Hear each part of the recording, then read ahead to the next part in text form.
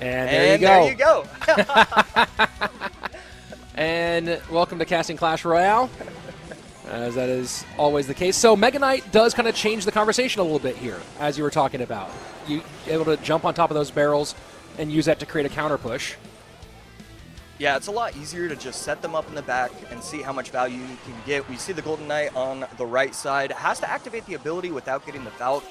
I don't know if I would have preferred to see him use the Golden Knight on the left just because he's trying to utilize the ability, but right there, he uses it on the right. Bomb Tower plus Dark Goblin. Dark Goblin runs away, so that forces the extra Electro Spirit out. Ram Rider should connect, and it does. Entering into sudden death. Man, this is, again, so we're seeing kind of this really interesting thing here, Josh, where neither player has perfect responses. So lots of early chunks getting taken out. Yeah, and that's a great use of the vines right there. Golden Knight almost able to get the dash on top of the E-Spirit. Not going to be the case. Ram Rider at the bridge. No rage is going to follow just because Coco is going to lock everything up with the Bomb Tower. But yeah, that's a great point to say that neither player has the right answer. That's totally true with this matchup so far. Thoughts on the Inferno Dragon's role in a game like this one, right? There's so many swarmy, baity, small-sized troops, not really a clear target for it. Do you think you see Ryley start to just focus on holding that in his hands as time goes on, or does he find a use for it, or just keep playing it for cycle? I think once you get to triple elixir, that's when you get value from it. So now that we're almost here, I really wouldn't be shocked to see it get played all the time. We need to see a Golden Knight on the right side, get the activated dash. Oh boy. Vines are going to help, and that's going to get the tower down real low. But here is that Evo Inferno Dragon. Absolutely shreds the Valk. Doesn't matter. Vines to hold on the right-hand side. Coco doing well with a good opportunity here. Bomb Tower really has been the shutdown card for him, as Ryley has not found a way to break through and get into that second level yet. Here we go. Vines at the bridge. Yeah, these vines are getting so much value every single time. Ryley's just trying to look for an opening, and it's just not happening. Coco's playing this perfectly. Easy, even placing the Dark Goblin so well that it's staying out of the range of the Ram Rider's talons. And the Vines trying to help out a little bit, doesn't matter. And Coco able to shut down. Maybe I was a little bit hasty saying that Coco didn't have the perfect responses. The Bomb Tower more than sufficient, especially when you have the Valk for some control, and Coco able to just shut it down. Lightning instead of Earthquake as the final card here. And we'll see if he's able to find an opportunity to break through. Hog going to get at least one on the right-hand side, maybe two. And no, guards shut it down. Hog pushed the opposite way.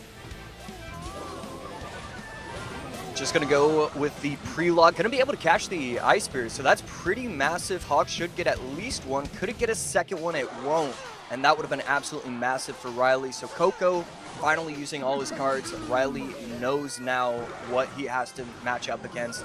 And so we are going to be seeing high Teslas from both players every single time.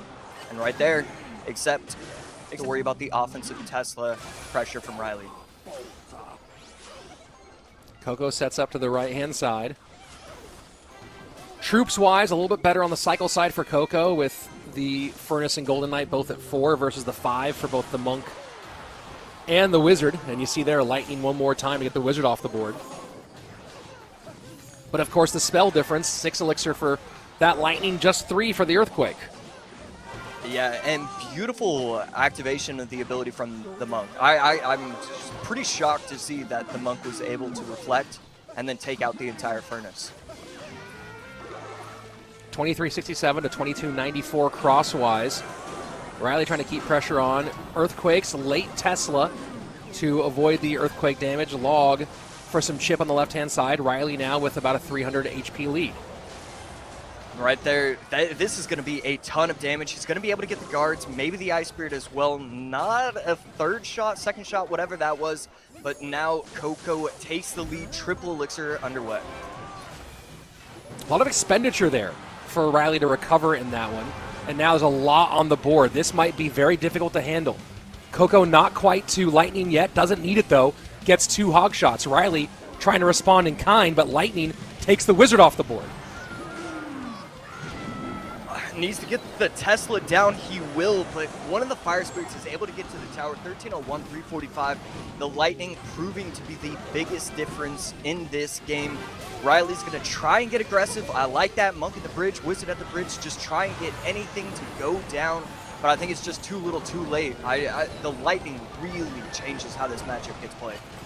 Log comes through. You have to figure out, do you have any timing for the guards? Coco might just opt to play defense, not even spend for the Lightning. And very smart, throws it at the very end.